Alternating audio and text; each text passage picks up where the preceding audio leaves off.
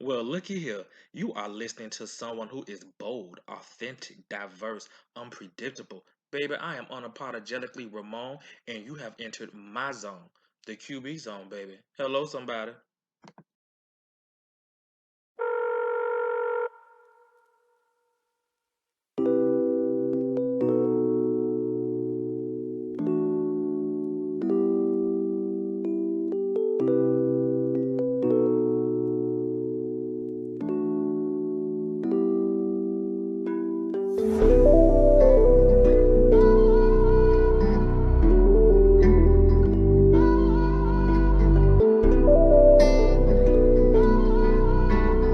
Rock Legion.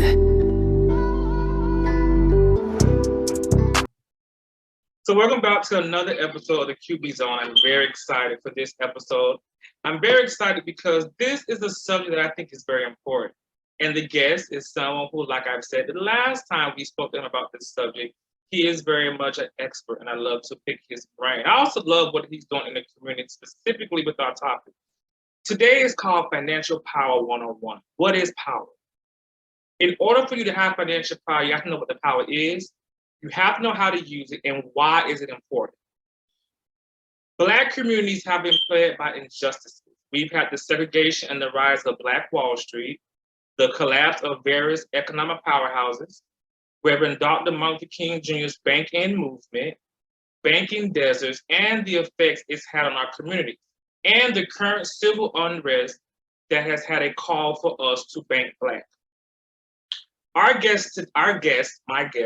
guest today is the co-founder of Bank Black USA, as well as the Kaori Initiative, which we're going to learn more about that a little later. And that is someone who known for a long time. You guys talk, you heard me big him up a lot last season. Fraternity brother, very, very close friend, has been in Forbes and Time magazine. He's very much popular in these financial streets.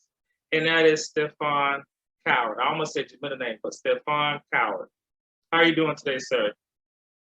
I'm doing well. Thank you for having me again. I enjoy this. Good, good, good. And before we get started talking about Bank USA, Bank Black USA, I want to give you guys the website to learn all the information there is to know, because we're probably only going to cover just a small gamut of what this organization has been successful at achieving since inception. The website is www.bankblackusa.org, BANKBLACK, USA.org. Please check them out because they will have resources you can utilize, resources that will benefit you. Awareness and education is very important to have this financial power that we're going to speak about. Stephone, why is financial power so important to our community? Because we live in the simple answer is because we live in a capitalistic society that money is how you move ahead or advance in society. So you have to be, in order to exist in a way that's comfortable, you have to have it. And so if you have to have it, it's smart to be able to have a strong understanding of how to use the tools and resources available for you to be able to design the lifestyle that you want to have for you and your loved ones. And so for those that did not listen to last year's episode where we talked a lot about Bank Black USA, give a little summary of what Bank Black USA is and the resources that's available. Yeah, so Bank Black USA, well, I'll just tell you how we started and what we do, right? So in 2016, a group of us came together under our mutual desire to liberate the Black community from injustice and our shared vision of supporting the Bank Black movement. There was a call to action for people to divest their money from institutions who have caused harm to communities of color, more explicitly Black communities, and brown communities as well, right? And so people were saying that these banks have been supporting private prisons, supporting in their investment portfolio things that have a negative environmental impact, and we need to be able to put our money in institutions who are more likely to support us. So what we found is that there was not enough information about where these institutions were. And so what we came in is that we wanted to be able to we had this idea of saying like, well, we need to create a centralized hub of information for people to be able to know where they are. So we started with a website of like just listing the Black-owned banks, because what we saw is that in 2001 there was about 50 of these institutions. In 2016, when we joined, it had decreased by half. And so, and now I would say in 2022 we probably have about 18 remaining of these banks across the country. And so, you know, our goal with that, and we've grown, and I'm sure we'll go more into detail of that, is like Bank Black USA is like it is an independent activation of the Kaori Initiative, the nonprofit, the 501c3 organization that we have. And we just have a mission to be able to promote financial advocacy in the Black communities and build upon the work of past generations to like level the playing field and help close the racial wealth gap. We do believe that we know alone Black banks are not the solution to be able to close that, but they are a tool and multi-pronged approach to be able to do that. So some of what I love so much, you know, I love talking about your Bank Black USA, because I remember having a conversation with you when it was kind of like a little seed, and it just grew into what I feel is an amazing entity, because you guys have not just been published about in publications, but you guys have had partnerships with universities, and now you guys have internships. So talk about that growth that you guys have had, even just over the last year alone. It's been a labor of love, and it's a blessing to be able to see how it has happened, because Bank Like USA is not something that we did because we got paid to do it. It's a labor of love. It's something that we did because we saw value in the community and we wanted to help make a change. And so something that we truly believe in is ecosystem building, community building, and, you know, meeting people where they are and getting more people to be involved, because that's how you create effective change, by having more people in the movement with you. And so that's something that we focused on explicitly. And for many years, it was just like, hey, like whatever funds we had of our own, we poured it into our into the work that we're doing, whether it's your time, you know, treasure, or talent. That's what we use to be able to grow it. And to see where we're at now is sometimes it just kind of blows your mind, because you're like, man, I remember when, like, you know, of how things are going. So to answer your question is like, we, over the last couple of years, we've started several university partnerships. And back in 2018, we started with us working with University of Kansas, mapping out banking deserts across the country. These are communities that lack traditional banking services. They're full of predatory lending options like payday loan centers, check cashing places. And what we found in our research is that there's a large overlap with Black-owned community, like Black communities. And so we wanted to be able to highlight, because our goal is to create a foundation of knowledge that we're all operating upon, so we can then create the systems and the tools to be able to affect that change. And so from working with University of Kansas, it was like the next step is like, wow, we love this research. And, you know, and they've all probably heard me say this before, but I'll say it again. We believe in data. And it's like, we always say, in God we trust, but everybody else bring data. Hello. You know, and so and data is irrefutable, right? And that's the whole purpose of it. It's like, you can have your own opinion, but here's what the facts say. Absolutely. And that's what we want to work off of. So we started with that partnership and you know, and this is just speaking on the university side, because there's a lot of other things we've done. But we moved over to University of Michigan. And we're in year 2 of doing work with them. So at University of Michigan, what we are doing is we're working with graduating seniors across the country, well, across the different programs within the School of Information. And we are creating capstone projects that they have. Like, they have to be able to work with somebody in the community to do a project or some type of service. And so this is year 2 of the work, and the partnership continues to grow with University of Michigan and Poverty Solutions as doing student-led research, because we believe that true change does come because of working with our next generation, because they are the ones who are going to inherit the economy and the mess that may be created. So we want them to be at the table, and that speaks to us doing ecosystem building 100%. And so we have a lot of different universities we're working with. The last one I'd mentioned that we're working with right now is we worked with North Carolina State University, and that was to be able to talk about a different concept. Like, well, we know that capitalism is our system of record, but there's an opportunity to be able to talk about what does group economics look like? What does cooperative wealth look like? Pulling your resources together. We can explore that because we know that however you came to this country, like this, you may have been impacted by this economic system, and a lot of people had to pull their resources together. We know families across the country do that. So we wanted to show them that an example of that does exist, and it's something that you can do. So we mapped out the Black cooperatives and the Black community and land trusts across the country to let people know, and we did some story mapping for them to understand who they are and the value that they're adding to the community.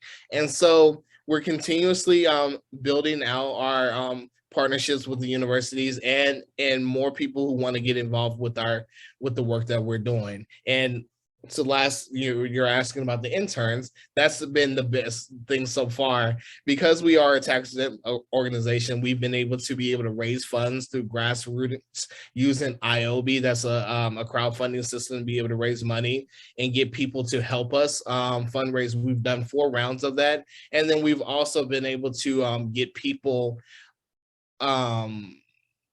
to donate to us, like people in institutions to donate money for us to be able to continue the work. And from those donations, we have been able to hire several interns.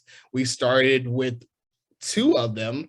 I love them a lot. Kylie from Brown University, who's going to be working on operations with us, and grant writing and microfinance. How do you get rid of predatory lending in communities? We have Isaiah Joseph from University of Texas at Arlington, my alma mater, who's going to be working on marketing and content creation. We just brought on a smart graduate student. They're all smart. I'll say that they're all brilliant. And her name is Yasmin. And what she does is she's a graduate student at the University of Michigan at the School of Ross. And she's working with us to be able to do a state of Black banking report. And we're creating a joint task force to be able to tackle the Black banks. How do we get them to modernize and embrace the digital, the digital economy that's coming up? So we want to be able to create solutions around that.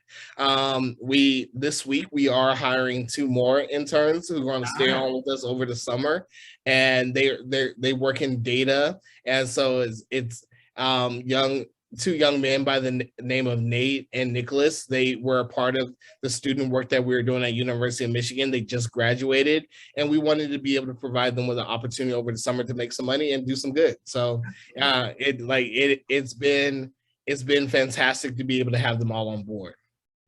And you talk about the future, the next generation, whether it's to clean up the mess, the education and awareness, or like you said, the digitized component and just how technology is growing. One of the things that I know the state of Florida is trying to work on is high school seniors and college freshmen, specifically high school kids, learning budgeting and financial planning as part of a curriculum. Because a lot of our generation, and especially I know from being in social work, that a lot of these kids are turning 18, don't know how to sign their name, don't even have a bank account, don't even know how to write a check. And so these are basic things that we probably learned in our generation when we was in high school, if not younger, And so I think that it's very important that they're implementing these in the curriculum, because I think that can also benefit the education and awareness component when it comes to that financial power that we can have in our community. If you were to come across someone that says, I don't know how to create a budget, what are some of the simple components? How would you break that down to someone and teach them how to write a budget, how to develop a budget?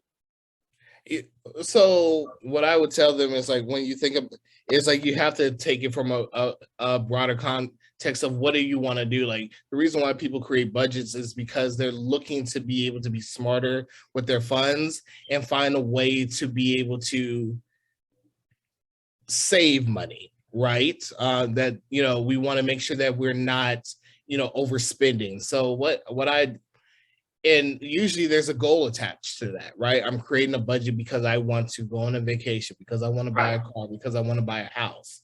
And it is simple as using your phone, right? I can tell you for myself, right? What I do is, like, I have iPhone. I go into the notes and I have all my bills, written down on there in this note each month. And that way I can keep track of what is going out, how much it is, right? And then it's just simple as, like, here's my salary, and I know that by doing that minute, that subtraction of all the bills, this is what I have left, right? So therefore, like, if I feel like I don't have much left in my paycheck, then we need to consider, like, consolidating some things or getting rid of it, right? To be able to make sure that you have funds put up. But the whole purpose is for you to be able to save for yourself if possible. That's not everybody's ability to be able to do so. Right. And I like to be cognizant of that, because I do believe that when we have this conversation about financial literacy and budgeting and things like that, sometimes it can come across very condescending. You're talking at people and not having a conversation with, because not everybody's financial situation is the same. And that can be discouraging possibly to some people. Absolutely. And so I feel like we do need to reimagine the way that we have that conversation about that. So I always just start by saying, like, it's just as simple as writing down your bills so you can be able to see what does your financial picture look like before how you want to be able to move ahead. What do you have left after you pay your bills? Right. And then we can create some type of plan around Whatever saving. that goal is. Yeah. Absolutely. I want to talk about the Kaori Initiative. Okay. I love the fact that, and it's so crazy that I didn't realize this. You've mentioned this nonprofit, this 501c multiple times. I didn't realize what it stood for, right? Yeah. So I ain't gonna lie. Part of me thought that Kaori. Yes. I kind of thought you fused that. So I'm like, okay, that's creative. But then I did more research, of course, into the bank plan, because I always say I love what you guys do, and it's cooperative wealth, reinvestment, and empowerment.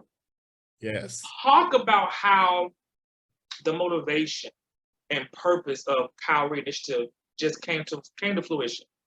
Yeah, like I'd love to. So like, I'm really proud of that, because Kaori Initiative is it is a play on words, right? So Kaori was a West African seashell, and it was once used as currency. And so when we're in this space, we wanted to be able to find something that was to be a unifying message, to be able to make it all make sense, right? So yeah, Kaori was actually a West African form of currency, and it was a seashell. So, and it, like you said, it's cooperative wealth, reinvestment, and empowerment.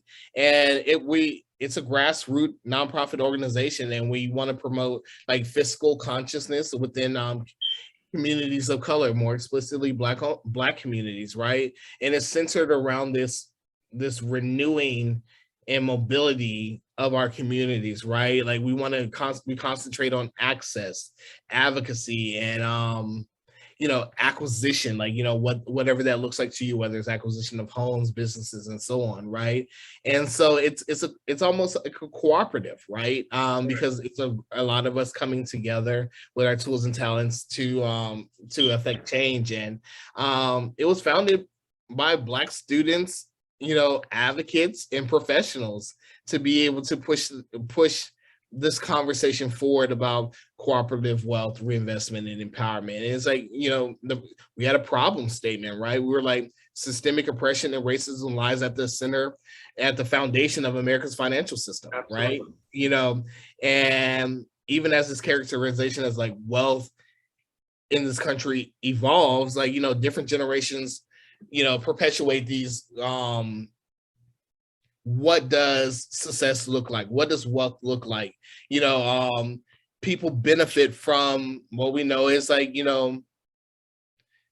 white supremacy, like Absolutely. white privilege, and the lives of the marginalized, especially Black people, remain negatively impacted by this system. And we want to propose a new way forward, and that's leveling the playing field with trusted cooperatives and other initiatives across the country that preceded us. So what we want to do is create an ecosystem, a network of people who are in this work about the enhancement of our communities. And so that's where we're at. You know, one of the things that I want to ask is, with everything that the Kaori Initiative has accomplished and that they're doing currently, let's just say the next 5 years, what are like 2 to 3 things that you would like to see you guys accomplish additionally on top of everything else? I want us to be able to create a network of people who are shifting the role of capital in our society. I want us to be a trusted resource when it comes to data and information, and a place that creates the tools and resources so people can be able to make a more informed decision. I want us to be able to galvanize the youth, college students, or anybody, for that matter, to be able to use to build community in your areas of influence, to be able to make change. That would be, and to make sure that the Kaori Initiative is self-sustaining, even more than it is now, that we are being able to create and provide opportunities, like paid opportunities, Right. these paid internships. Like, we want to continue to do more of that, and we want to invest in and young people who are coming up, and giving them opportunities in an educational setting to be able to make a difference, and leverage what they're learning in the classroom to real life issues in the country. That we want to be able to create a safe place for them to be able to create. If people wanted to donate to Bank Like USA, what is the way that they can do that? How would someone do that? So what you can do is, through our website, we're going to have a donation page that's getting set up. We just finished our last round of fundraising through IOB. So we have a donation tab that's on our website, to where you can give as little as $5, or you can do something repeated, but you can do that information on our website, or you can reach out to us through our inbox, and we can be able to give you the information if you want to wire funds or so on. We are a tax exempt organization, so it is a tax write-off for any donation that you do. Absolutely. Okay. One of the things I want to pick your brain, your knowledge and your expertise is, I want to mention certain common mistakes, certain common financial mistakes that a lot of people tend to make. And I want you to kind of touch on why these are such a hindrance to us really grasping and having our financial power. Why are these things really such an issue? Financial power, financial freedom. So the first thing I want to mention is excessive frivolous spending. Talk about that demon. That's a demon that a lot of us have probably experienced at times. But what is it about that just violates? It's the kryptonite to our financial power. One of the things that I think about when we talk about financial literacy, there's a lot of overlap with other disciplines and things that are that affect us, right?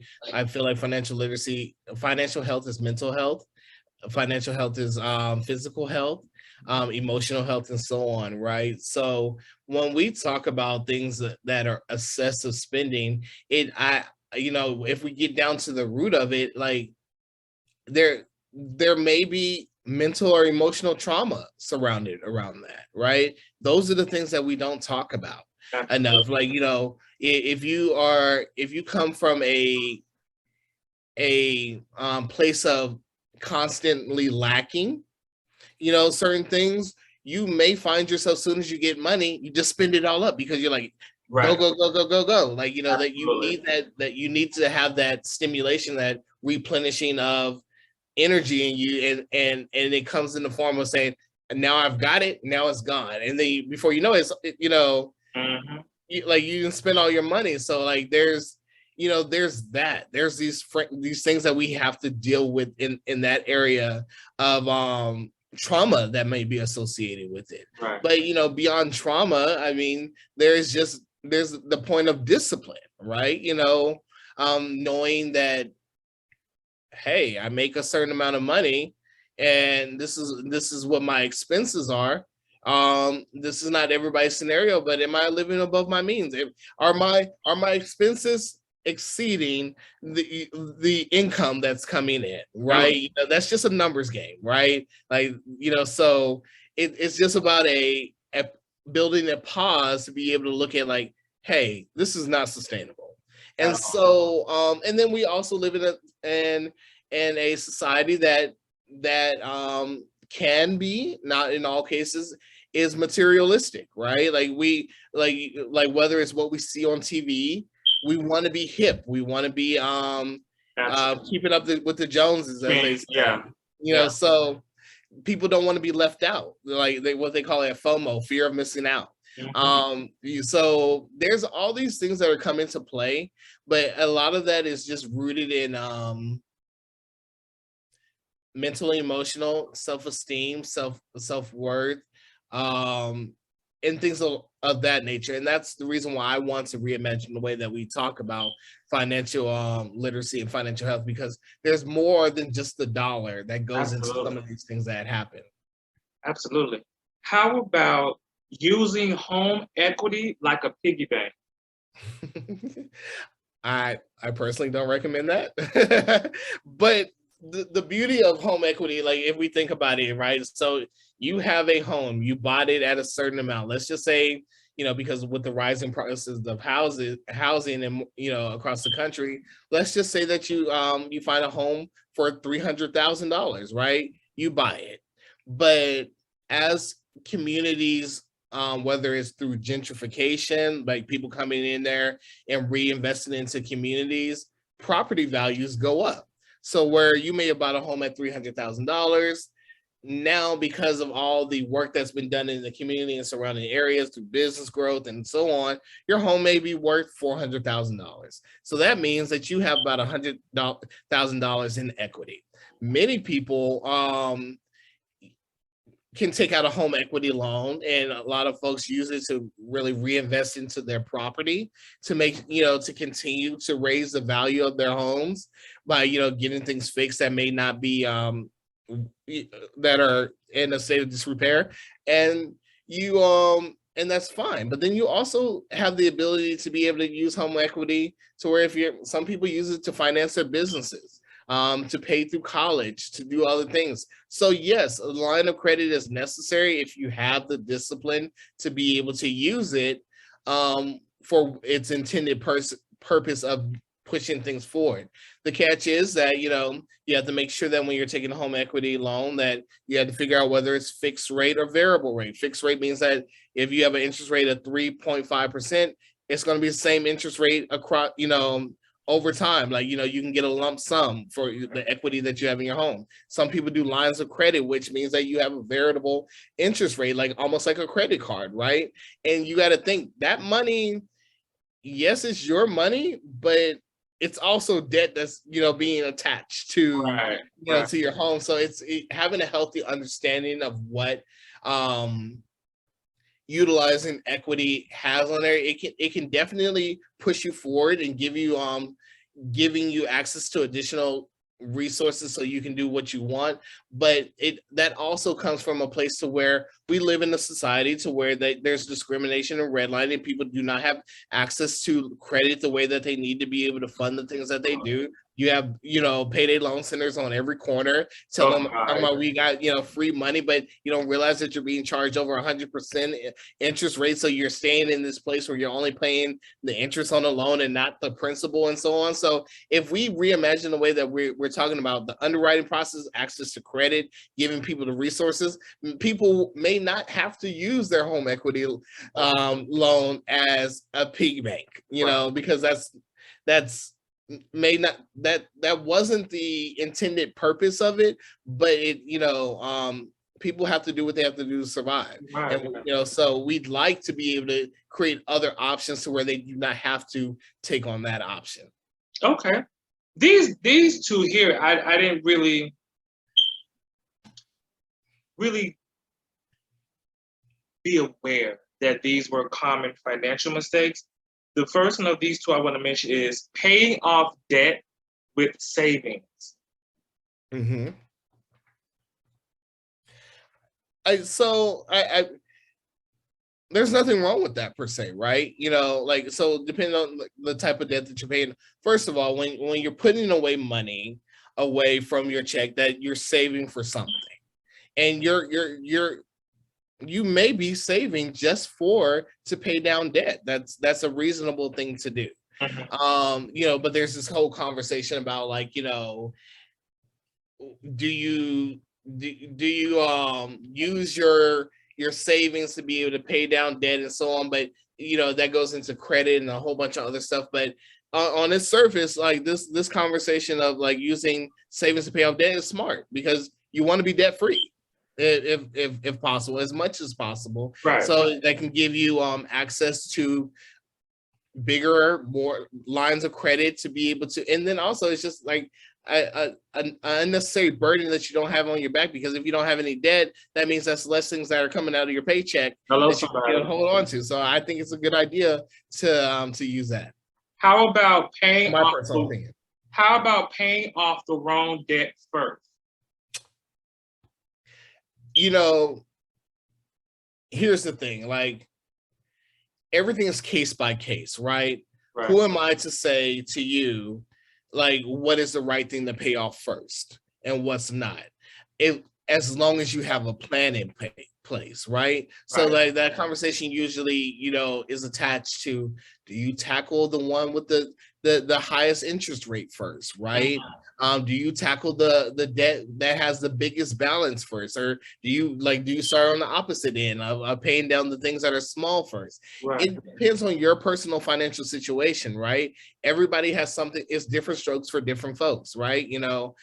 For me, like, if I'm, like, trying to create this momentum of, like, feeling like I'm doing well, I've always chose to tackle the smallest things first, to be able to show that I'm like, oh man, I paid this off. I've done this. I've done this. Right. And it's almost like, working out, right? You start with the smallest weights first, and you build up your ability to do more. But again, that's my personal, situation. Some people can hit them weights on the biggest one right away. That's their journey. That's not my journey. But so I, but I do feel as if, as long as you have a plan in place, and that that you can see to completion, I don't think that there's a wrong way to personally, pay off your bills, if you have a plan in place. Yeah. Right.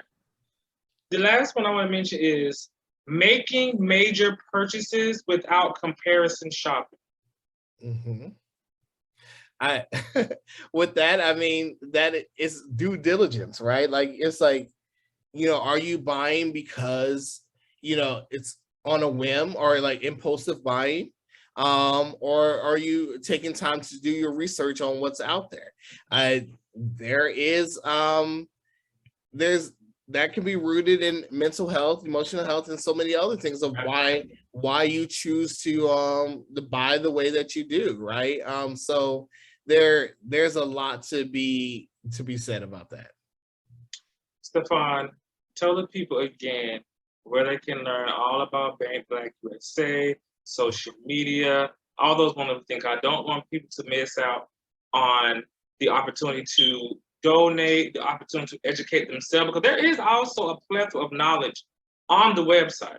A lot of what I read when this episode first started came from the website. So there's a lot that you can educate yourself on. So yes, tell them all about the different places they can learn about Bank Black USA. Yeah. So first, you can go to bankblackusa.org. That is the home of everything that we do, and there you can get links to, if you want to learn more about Kaori Initiative, there is a link there that you can go there. But bankblackusa.org is the main page. Also, we're on all social media handles at Bank Black USA. That is on Facebook, that is Twitter, Instagram, and we're also on LinkedIn on a professional place, like, and it's at Bank Black USA. That's where you can be able to find us on all those platforms. And also it is on at the bottom of our website if you want to be able just to click to those social media platforms. Yes. And if you also go to my website, RamonMarquiseOfficial.com, I have a page called Supported Brands, and you can also go to their website through that way as well. Stephone, as usual, you are a wealth of knowledge. I always enjoy talking to you. I love the diversity because we can talk about finances, political stuff, and then we can talk about other stuff we'll talk about on another episode. So, Yeah. my friend, my brother, I really appreciate your support. I really appreciate you sharing this knowledge. And listen, I hope you have a wonderful day, sir. You too. Thank you for having me again. Absolutely. Take care. Well, that's it for the zone today. We are officially shutting it down. Thank you guys so much for tuning in. And until next time, remember this. At the core of your pain is possibly the very answer you have been seeking. Moving through pain, you may find your true purpose.